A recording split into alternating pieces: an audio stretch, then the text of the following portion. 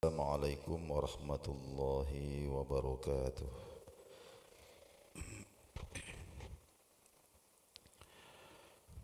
Alhamdulillahi rabbil alamin. Allahumma salli wa sallim ala asyrafil mursalin habibina wa maulana Muhammadin wa ala alihi wa ashabihi ajma'in, amma ba'd. Ma'asyiral muslimin wal muslimat, hadirin hadirat jamaah subuh rahimakumullah. Alhamdulillah rabbil alamin. Subuh hari ini dengan perkenan Allah Subhanahu wa taala kita kembali dikumpulkan dalam majlis yang mulia ini. Kita berbicara, mendengarkan hal-hal yang penting terkait dengan syariat kita dalam kehidupan sehari-hari, termasuk di dalam kaitannya yang berkaitan dengan rumah tangga kita. Karena syariat Islam ini, Bapak-bapak, Ibu-ibu, ini tidak ada yang semisal dengan Islam. Islam ini ada syariat, atau ada aturan-aturan yang secara sempurna dan sangat detail yang mengatur perilaku di dalam kehidupan kita dalam berbagai macam aspek. Ya, ini tidak ada di dalam agama-agama yang lain. Hanya Islam yang punya syariat seperti ini. Termasuk diantaranya adalah terkait dengan hifdzu asrariz zaujiyah. Ini kita masuk pada pembahasan masih tentang apa-apa yang halal, apa-apa yang haram dalam hubungan suami istri. Di antara kewajiban suami, kewajiban istri itu adalah menjaga kerahasiaan hubungan intim. Nah, ini termasuk amanah, tidak boleh disebarkan, tidak boleh diceritakan. Dalam Al-Quran Allah Subhanahu wa ta'ala memuji istri-istri yang solehah, bahwa salah satu sifat mereka itu adalah qanitatun, taat kepada Allah, hafizatun lil ghaibi, dan menjaga diri ketika suaminya tidak ada di rumah. Hafizatun lil ghaibi bima hafizallahu, karena Allah telah menjaga mereka. Ya, maksudnya salah satu bentuk penjagaan Allah kepada mereka itu adalah dengan memberikan mereka kehidupan di bawah perlindungan seorang suami. Nah, itu bentuk penjagaan Allah terhadap mereka, dan mereka pun kemudian menjaga dirinya ketika suaminya tidak ada di rumah. Nah, jadi hafizatun lil ghaibi ini, wa min jumlatil ghaib, di antara perkara-perkara gaib, jadi hal-hal yang tersembunyi maksudnya, alladzi yanbaghi ayyuhfadh, yang harus dijaga. Karena ini ranahnya sangat pribadi sekali, tidak boleh katakanlah menjadi konsumsi publik. Adalah ayyuhfadza ma kana bainaz zaujati wa zaujiha min alaqatin khassatin, yaitu masalah persetubuhan, masalah hubungan intim, begitu. Nah, ini tidak boleh dijadikan sebagai konsumsi publik. Jadi fala yasihu an takuna haditsan fil majalis. Ini tidak boleh menjadi bahan cerita, ya, di tempat-tempat berkumpul. Nah, tidak boleh menjadi bahan cerita di tempat-tempat berkumpul, au samron, atau ketika duduk-duduk begadang menghabiskan malam, ya, pin nadawat, ya, di warung-warung. Nah, kalau hari ini kan kafe dan lain sebagainya, ya. Ma'al asdiqai awis sadiqati, ya, bersama dengan teman-teman, gitu.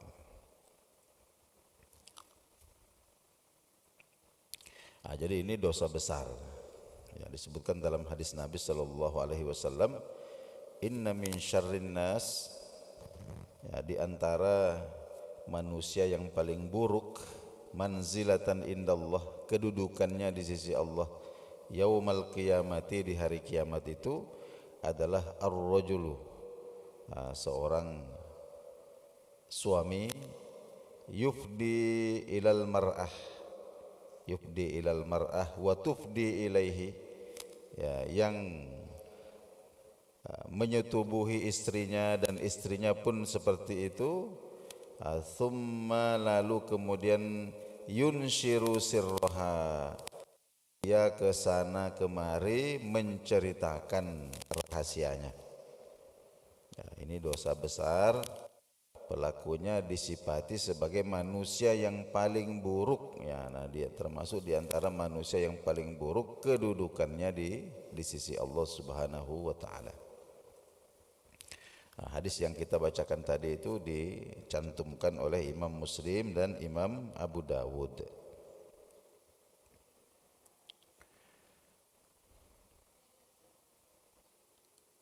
Kemudian di dalam hadis yang lain dari Abi Hurairah, qala, beliau informasikan kepada kita, shalla bina Rasulullah sallallahu alaihi wasallam, pernah kami sholat bersama Rasulullah berjamaah.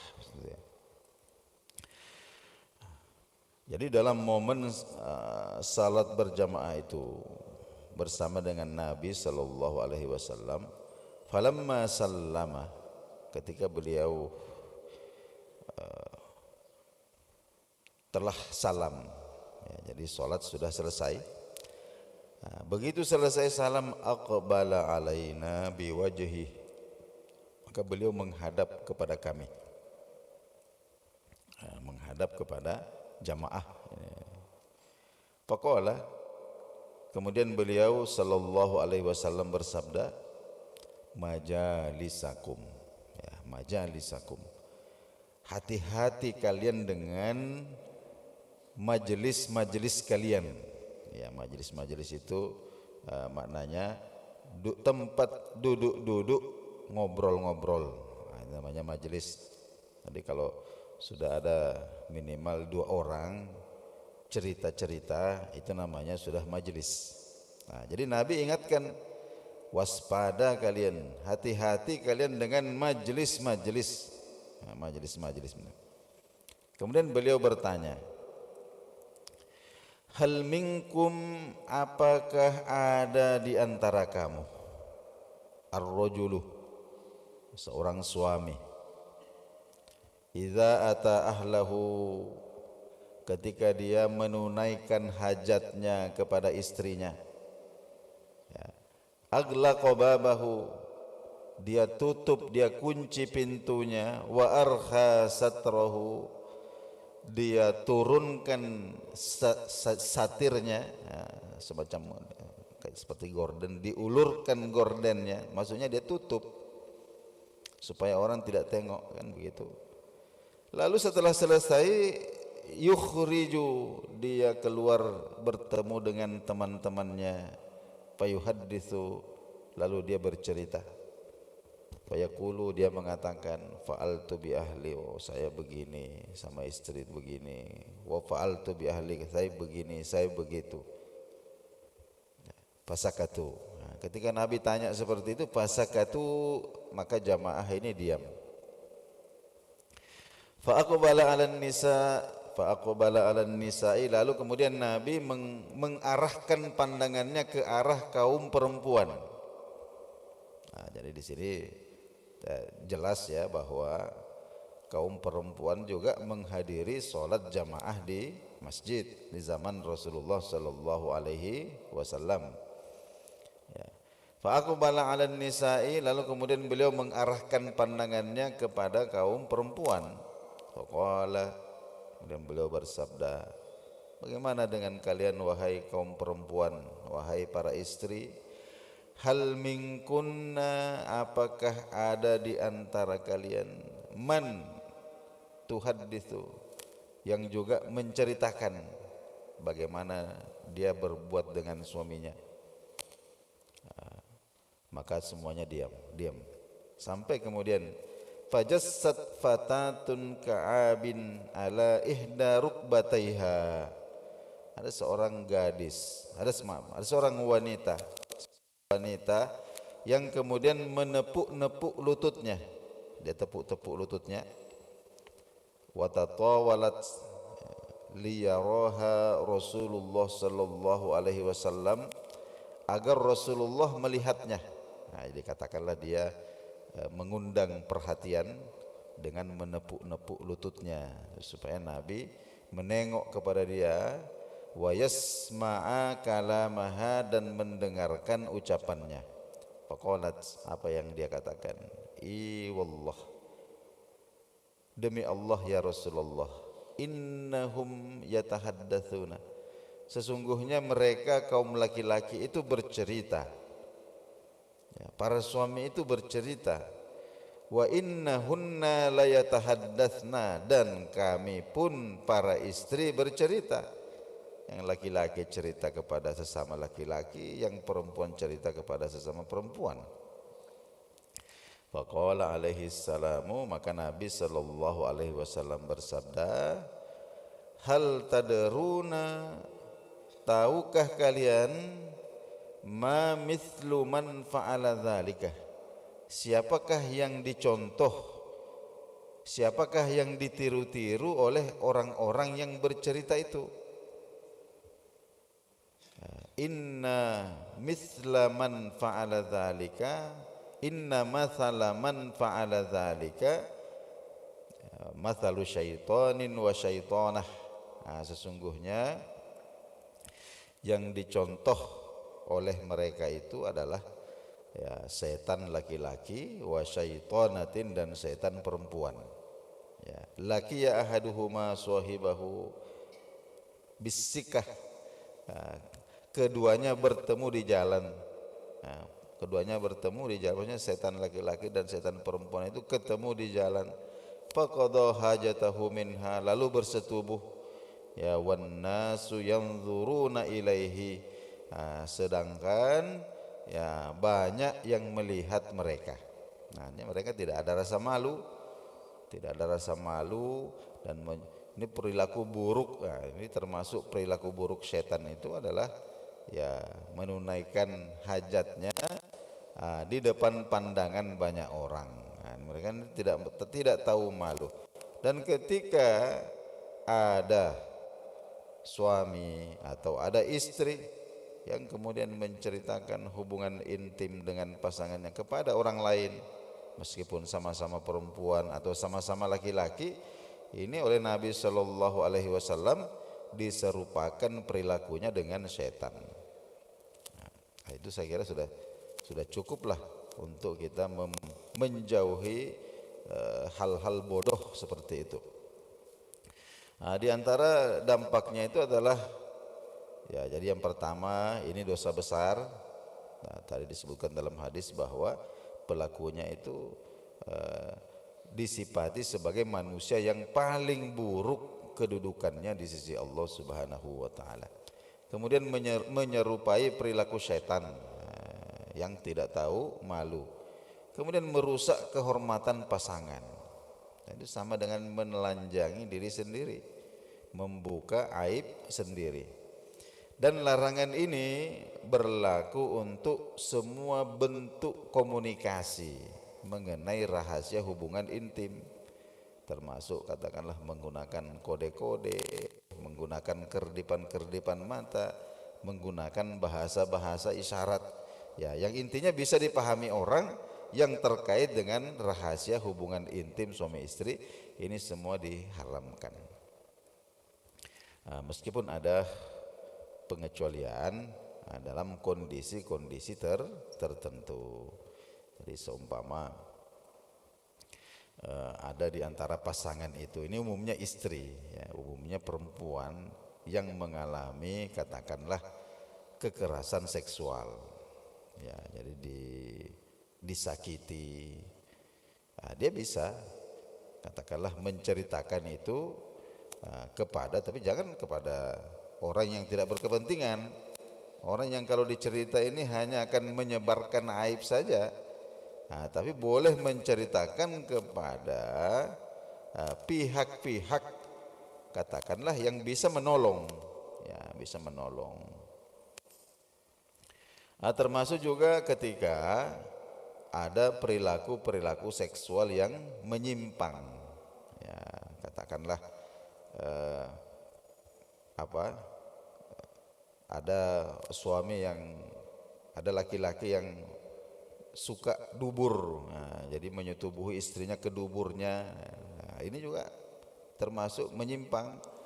Maka korban ini bisa menceritakan itu, bisa menceritakan tentu kepada pihak-pihak yang bisa menolong, ya, jangan kemudian membuat konten video lalu disebarkan di YouTube, di Facebook, orang tahu. Ya, orang ini pun kemudian yang tahu itu bukannya menolong, tapi malah banyak motifnya.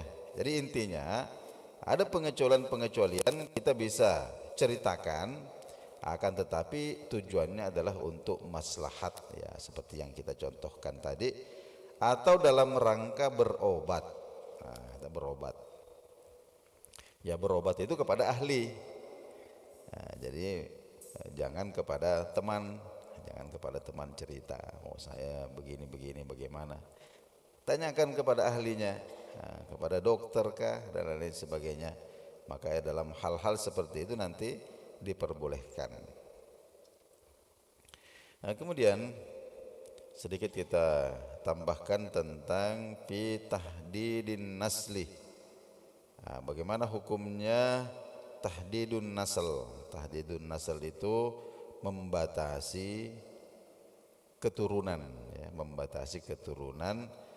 Gampangannya mencegah kehamilan lah, seperti itu, melakukan pencegahan terhadap kehamilan, ya, seperti umpama keluarga berencana gitu, ya. Penting untuk kita pahami bahwa tujuan awal pernikahan itu, jadi maksud pernikahan itu, salah satu di antaranya yang paling besar itu adalah untuk melestarikan spesies manusia, supaya manusia ini berlangsung terus menerus keberadaannya di muka bumi ini. Nah, ini bisa terjadi bidawamit tanasul, ketika berlangsungnya keturunan, ya, ada keturunan. Wa qad habbabal Islam fi kathratin nasl. Kita tahu bahwa dalam banyak hadis, dalam banyak dalil, kita mengerti bahwa Islam ini menganjurkan umatnya ini untuk banyak-banyak punya anak, banyak-banyak punya keturunan. Laki-laki dan perempuan sama saja, tidak ada perbedaan. Walakinnahu, namun Islam itu rakhasa, membolehkan, ya, dengan alasan-alasan tertentu. Islam kemudian membolehkan lil muslimi, bagi pemeluknya, fi tanzimin nasalih, ya, untuk mengatur kelahiran, ya, mengatur kelahiran. Idza da'at ila dzalika dawain ma'qulah, tentu dengan alasan yang logis, ya, wa daruratin mu'tabarah, dan sesuatu yang memang betul-betul dibutuhkan, ya, Nah, di zaman Nabi Shallallahu Alaihi Wasallam, ya, mencegah kehamilan itu dilakukan dengan praktek, ada namanya azal. Nah, ini dilakukan oleh para sahabat. Azal, apa itu? Wahwa qazfun nutfah, mengeluarkan air mani kharijar rahim, ya, di luar rahim. Nah, dikeluarkan di luar, indal ihsasi binuzuliha, ketika terasa hendak keluar. Nah, jadi ketika melakukan hubungan intim dengan istri, ketika terasa hendak keluar air mani itu, maka dikeluarkan. Jadi air maninya itu dikeluarkan di luar rahim. Nah, wa qad kana as-sahabatu yaf'aluna dzalika fi ahdin nubuwah. Nah, di zaman Nabi masih hidup, para sahabat mempraktekkan itu, melakukan azal itu. Nah, sedangkan wahyu itu masih turun. Jadi Al-Qur'an ini masih turun.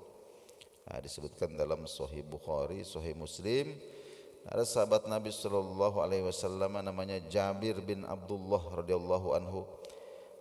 Beliau ceritakan, kunna na'zil.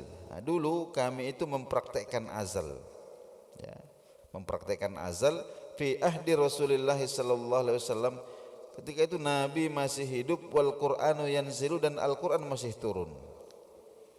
Nah, dalam hadis juga disebutkan falam yanhana, dan Nabi mengetahui itu dan beliau tidak melarang kami. Tidak melarang. Pernah juga datang seorang laki-laki kepada Nabi sallallahu alaihi wasallam kemudian mengatakan, wahai Rasulullah, sesungguhnya saya melakukan azal kepada istriku. Saya melakukan azal kepada istriku, ya. Wa inni akrahu an tahmala wa ana uridu ma yuridu rijal. Saya tidak menginginkan dia hamil, tapi saya juga katakanlah ingin menyetubuhinya. Nah, jadi ini menunaikan hajat saya, tapi saya tidak ingin dia hamil. Wa innal yahuda tuhaddisu, sedangkan orang-orang Yahudi itu mengatakan annal azla, bahwa azal itu adalah al mau'udah as-sughra, sama dengan pembunuhan kecil.